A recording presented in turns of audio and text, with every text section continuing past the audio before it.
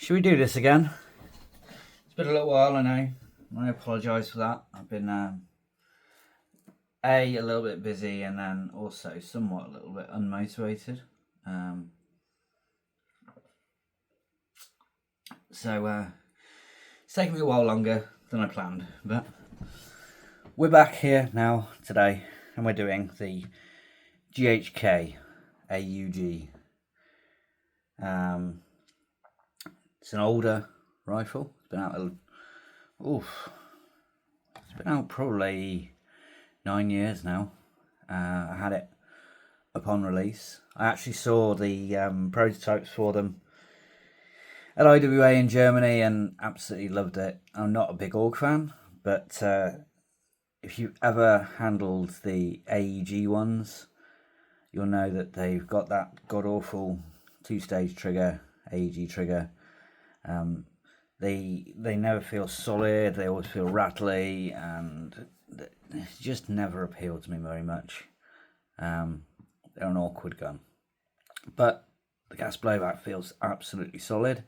When I felt the prototype, I was like, yeah, I think I need one of those. So here we are. Also today, we're going to be talking a little bit about some of the upcoming gas blowout releases due very soon, and some general chat. VSC have just announced the M16A2 series, which a lot of people are happy about. That's the rifle, which will come with 3-round burst, which is due out late August, and then the carbine, or M723 as some people know it, Model 723, which will have auto instead of burst, and that'll be out the end of August / start of September. So people looking forward to those. But now onto the AUG. So like I said, I've had this since the release really, and mine originally came as a black version. That's the original stock there. It is very dusty because it's been stood up in the corner of the room.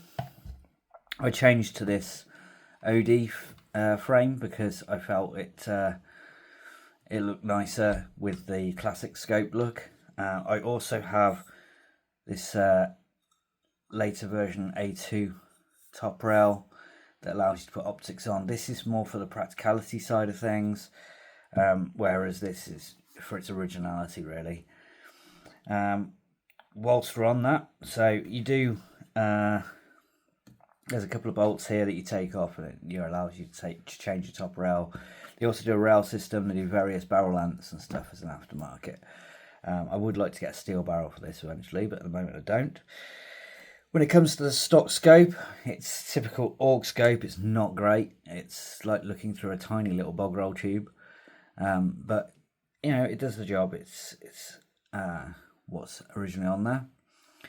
If we have a look at the overall construction, so going from the muzzle end, we have the typical AUG flash hider that you'd expect. In fact, let's get the magnet and we can see what's steel and what's not. Now, this is from an era where steel was a lot less common. Try and get the magnet off my metal ruler. So there's not as much steel as you'd find on a VFC, for instance.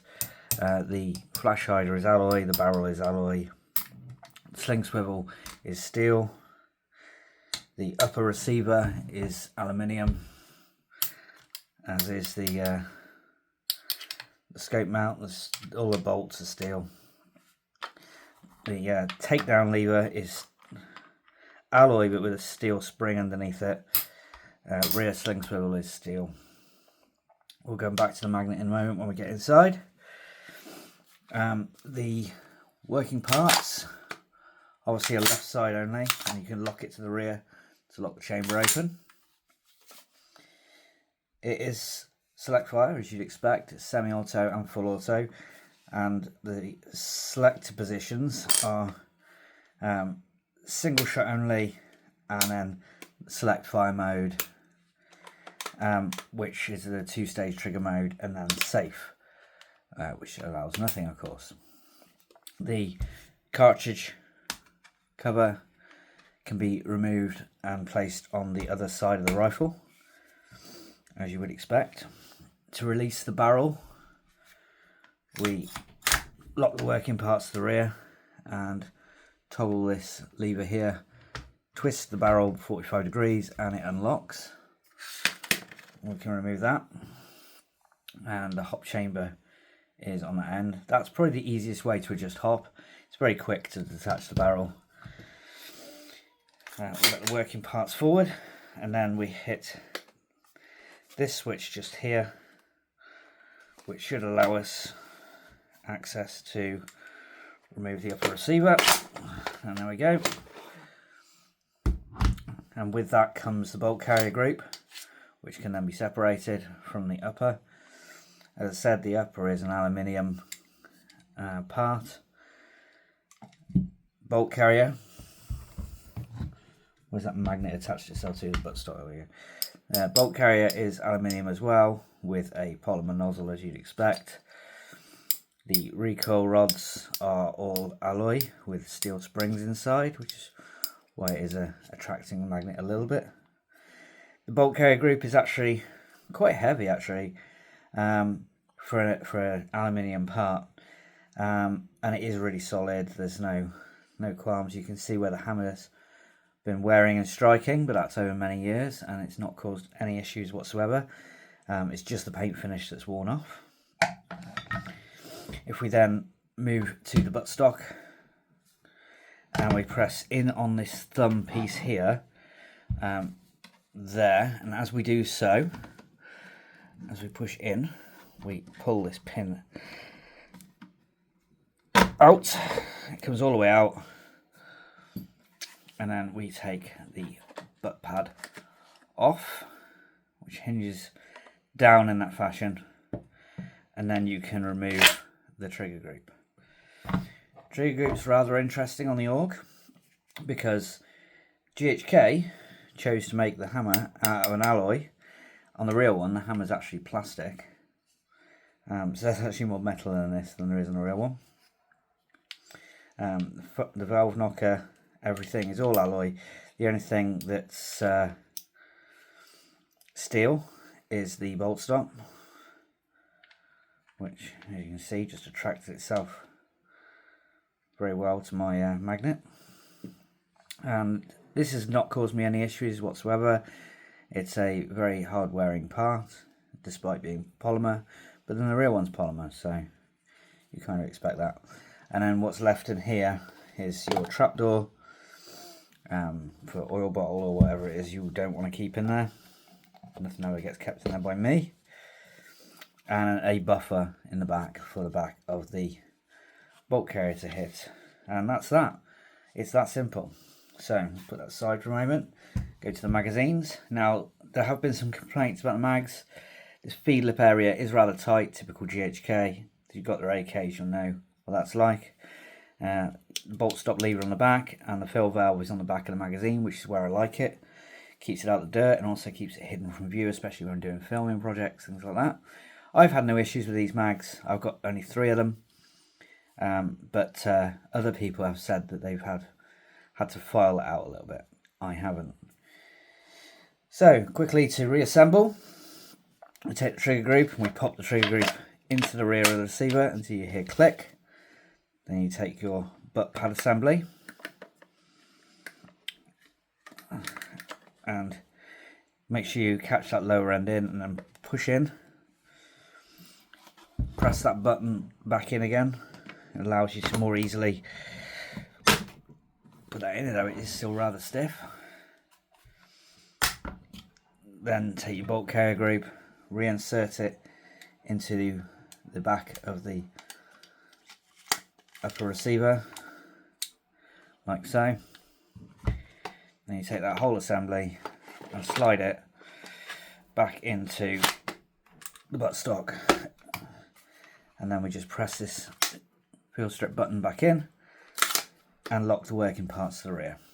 Always lock the working parts to the rear when you're messing with the barrel. Slide the barrel in. There's a locating pin, as you can see, going into there. That brass pin goes in, and then you rotate the barrel whilst holding the lever down, and it locks it back in place. Obviously you've got a folding foregrip, which can be held up against the barrel. It can be at 45 degrees or at 90 degrees. It's quite a strong component, a lot stronger than the AUG versions for sure. The one thing I would say about the AUG that's a little bit disappointing is actually the noise of the hammer falling. So if we let the working parts forward, it's a nice noise to that one, but if you hear the hammer, it's a really pathetic sound. But it works fine. It's just the way the AUG system is. And if we again cock the chamber, insert the magazine, it does require a little bit of a push. I don't ever slap my mags. You should insert the magazine and then give it a firm push and you'll hear a click. Point in the safe direction, and that's locked open as you would expect.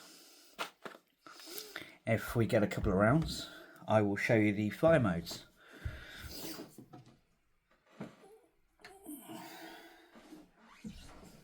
Right.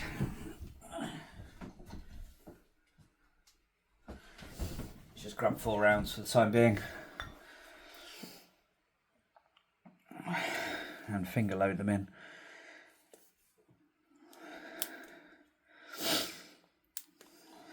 So, again, we insert that magazine, press up, and you'll hear that click. Let the working parts forward, and we're going to fire this for you now. There's your 2-stage. And empty. So first pull of that trigger, I pulled just a single stage pull, and then the second pull of that trigger you heard me fire that burst off. So if we now move to the middle setting, and I'll put another 4 rounds in.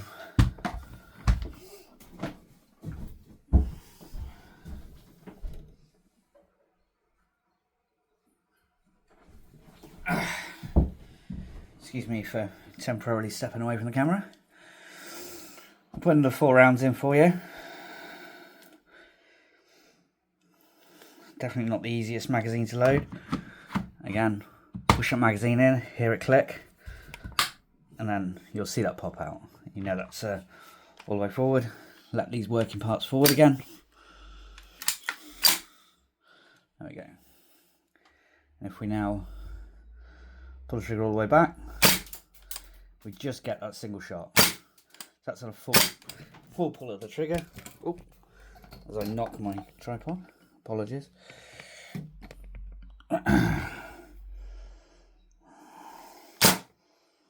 And magazine's empty. So there's your fire modes on the GHK Star AUG. The middle position is single shot only. All the way to the right hand side, to the left hand side, sorry, is your select fire system. And then all the way over to the right is your safety catch.